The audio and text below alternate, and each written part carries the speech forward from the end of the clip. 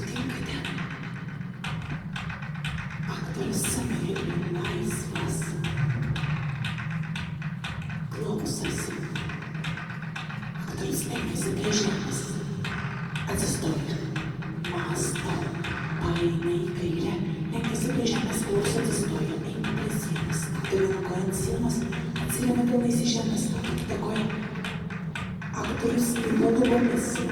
Kaip voras. Pasileidžia, skrenda ir gieda kaip angelas. Aktorius gieda kaip angelas. Aktorius scenoje yra laisvas. Mąsto. Aktorius eina į šviesą.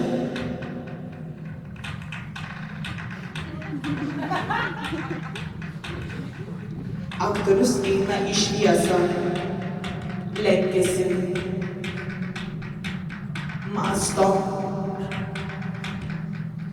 Aktorius seka garsą. Aktorius suvokia garsą. Garsas aktoriaus įrankis.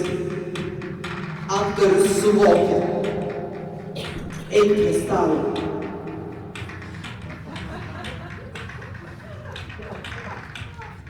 Užsidėk cilindrą.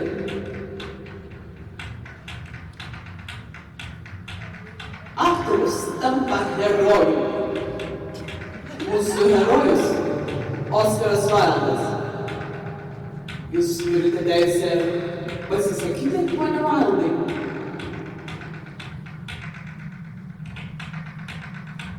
Turite teisę į iškalbą, į tekstą.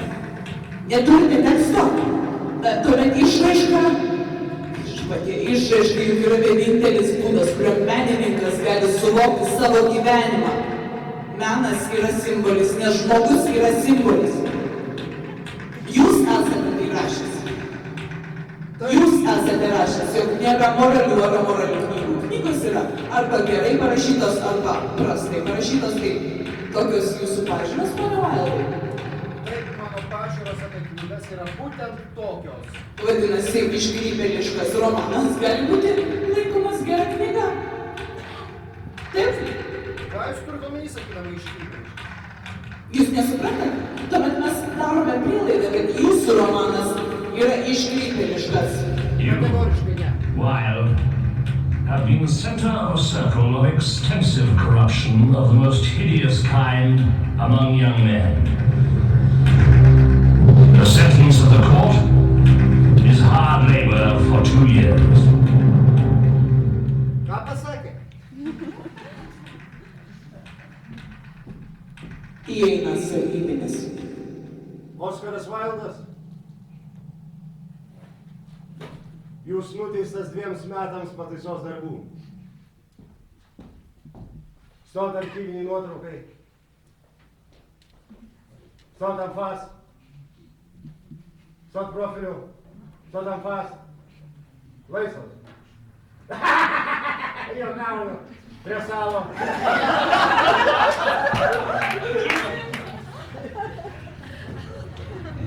Rankas ant stalo.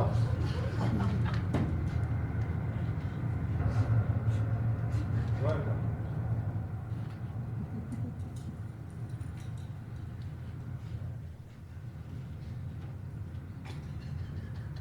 Juodas švarkas. Vienas vienetas. Liemenė. Juoda liemenė.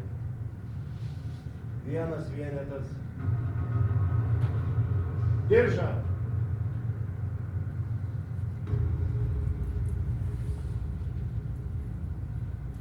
Juodas diržas. Vienas vienetas. Cilindra. Juodas cilindras. Vienas vienetas.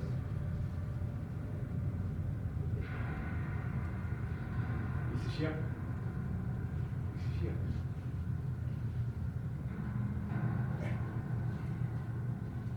Bankrotas! Lipk ant kėdės. Lipk.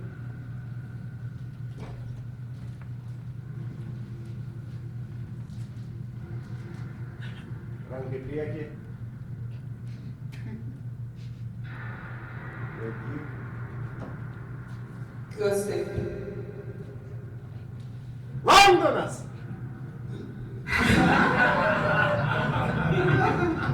Nu tai įdomu. Herojumi tampa sargybinis. Išklausysime Alfredo Douglaso liudijimą. Sitis, Taueris, Big Benas, Temzė, Cafe Royal, Berklio restoranas, Savoja, Londonas. Kasdien atvykstu į Oskaro Vaildo būstą Šventojo Džeimso gatvėje 12 valandą. Einame priešpiečių, kur nors į Cafe Royal arba Berklio restoraną ir priešpiečiai su visais lygeriais užsitęsia iki 3:30. Tada valandėlį pasišalina į Vaito klubą vakarą partijai, o atėjus arbatos metu aš vėl pasirodu ir pasilieku iki tol, kol išmuša metas persirengti pietumis. Liepus, Savoja, skaitinimai iš Kusliuko, aromatingiausios geltonosios tartos įvyniotos ir apšlėtus į cilietiškų vynmedžių lapelius. Tirštas, gintaro spalvos ir kone gintaro kvapo šampanas. 1880 metų tabanetas, mėgstamiausias mano gėrimas. Ir už viską tai reikia, aišku, sumokėti. Vakarienė pas Vilisą. Visuomet pilni indai rinktinių valgių, palaikomų specialiai mums. Nuostabusis pake atgabenamas tiesiai iš Strasbūro. Stebuklingasis Queen Champagne visuomet patiekiamas didžiųjų varpo pavidalų taurių dugne, kad jo aromatu galėtų patogiau pasimėgauti ir grėjimą kaip jūrininkai, žinakstą gaučių pasaulio dalykų vertę. Ir už visą tai, aišku, negalima likti užmokėjus, kaip kokiam netikusiam, nesąžiningam klientui.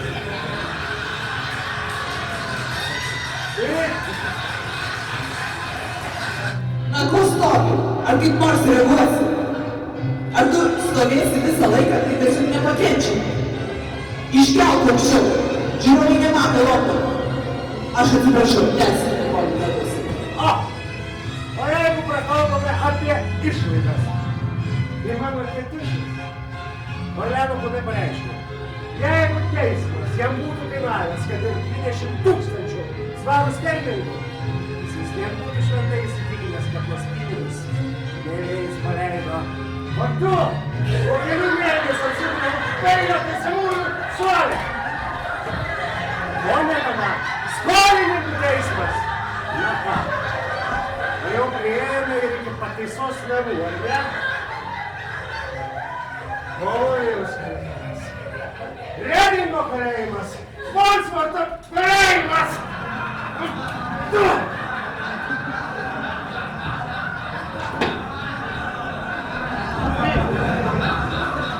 Bet kvailys žmonių akyse ir kvailys dievų akyse yra du skirtingi dalykai.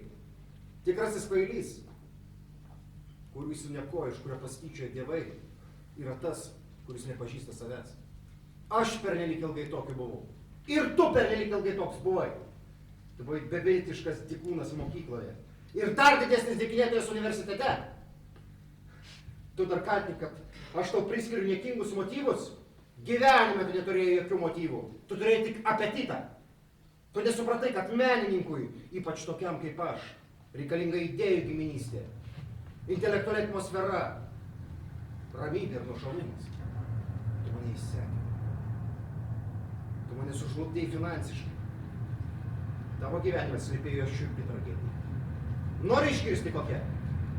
Tavo neapykanta visuomet nugalėdavo tavo meilę. Tavo neapykanta tėvui buvo tokia neįsimema, jokie juodas šešėlis užgoždavo tavo meilę man. Tu prievartą įgrūdai mane į liudininkų suolą, reikalaudamas, kad aš begėdiškai meluočiau, svaidyčiausi absurdiškais ir kvailais argumentais. Ir štai, aš areštuojamas, o tavo tėvas tampa dienos didvyriu. Jei vis dar manai, kad aš tave neteisingai apkaltinau, atmink. Mes turėtume būti tik dėkingi, jei dar yra tokios kaltės, kurią mes esame teisingai apkaltinti. Sargybinis švelniai suima Oskarą Vaildą už pečių ir santūriai paaiškina jam, kokios yra kalėjimo taisyklės, kaip veikia tvarka, kokia yra kalėjimo rutina. Sargybinis švelniai ir maloniai paaiškino Oskarui Vaildui jo laisvės ir teisės. Gana, užtenka. Užtenka, gana, viskas. Viskas, užtenka.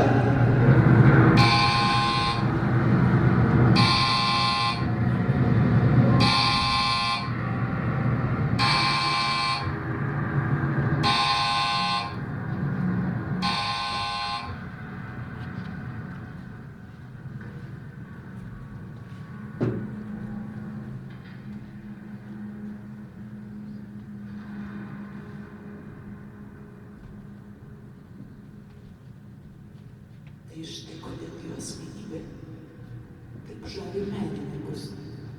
Jam netrūksta nei vieno iš tų elementų, kurie suteikia mūsų gyvenimui spalvų. Jame slypi paslaptis, neįprastumas, patosas, įkvėpimas, ekstazė. O svarbiausia vaizduotė. Ir man džiugu pagalvoti, kad jis visas yra, kad ir vien iš vaizduotės, kaip pasaulis, juk iš tos pačios substancijos. Didžiausias pasaulio nuodėmės padaromos mintise. Tačiau juk viskas vyksta mintise. Mes regime ne akimis ir girdime ne ausimis, juk tai mūsų smegenyse aguona yra raudona, obuolys kvapnus, o autorius laisvas.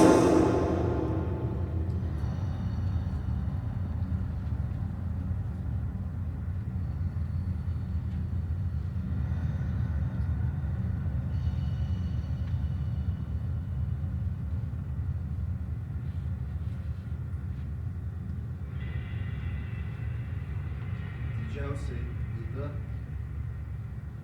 paviršutiniškumas. Ir kai sakyčiau, laidojimo laikotarpiu aš vis labiau pradedu gailėtis ne kiek savęs, kiek kitų žmonių, kurie iš manęs juokiasi. Taip, aš jiems pasirodžiau būdamas ne ant savo pjedestalo. Pasirodžiau stūksodamas prie gėdos stūgų. Tačiau taip visiškai vaizduotis neturintis žmogus gali domėtis tais, kurie stovi ant pjedestalo. Žmonės turėtų permąstyti kančios prasmę. Jau esu sakęs, kad už kančios slypi tik kančia. Tačiau dar išmintingiau būtų tarti, kad už kančios slypi siela. Ten, kur kančia, ten šventa vieta. O kentėjimas viso labo yra tik tai begalybė, kuri trunka akimirksnį. Jau praėjo beveik metai nuo to laiko, kai aš tau parašiau aną laišką. Negi visą tą laikotarpį tau buvo atimtos visos minties ir išraiškos galios? Kodėl man neparašei? Oskaro Vaildo laiškas Alfredui Douglasui. Bičiulystė su tavimi mane vertė intelektualiai degraduoti. Pasijutau susiteršęs, susidėjęs su tokiu žmogumi kaip tu. Aš subjaurojau savo gyvenimą. Aš paverčiau savo gyvenimą nenuplaunamą gėdą.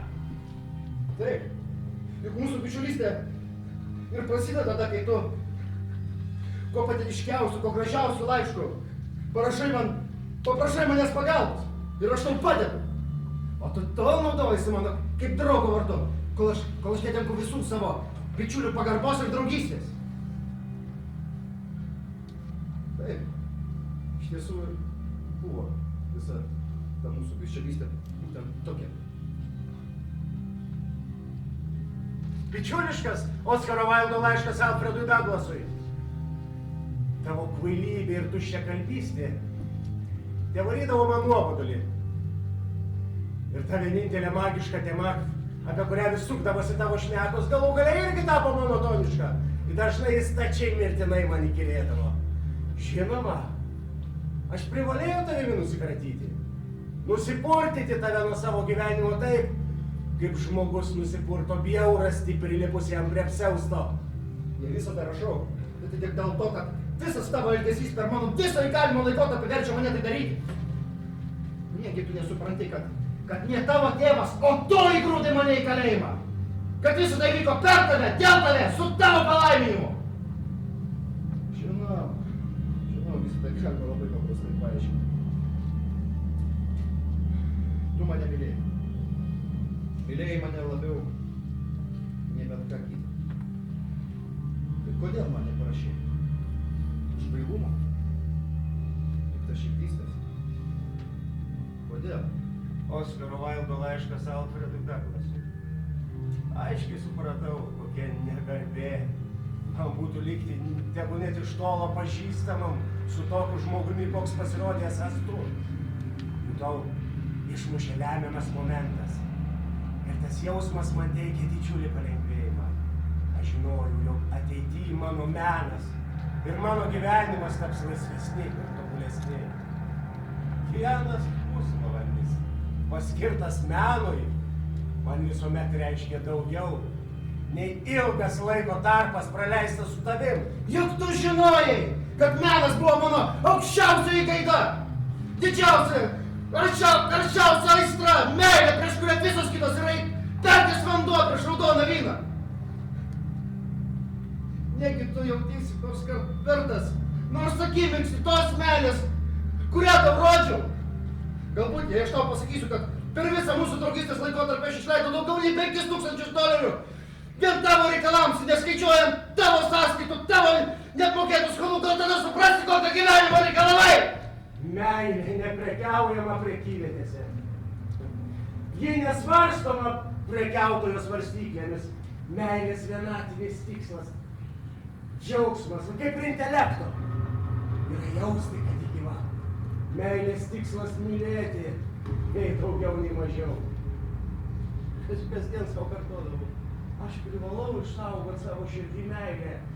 Kitaip kaip aš dieną pragyvensiu. O tu buvai mano priešas, kokio joks kitas žmogus neturėjęs. Aš tau atidaviau savo gyvenimą, savo meilę, o tu numeti ją, kad įsiteiktum pačioms niekingiausioms, pačioms žemiausioms gyvenimo aistroms. Neapykantai, tuštybė ir godumui. O gal dabar suprasi, kodėl tau nerašiau? Kūno nuodėmės yra niekniekis. Gėdingos yra tik tai sielos nuodėmės.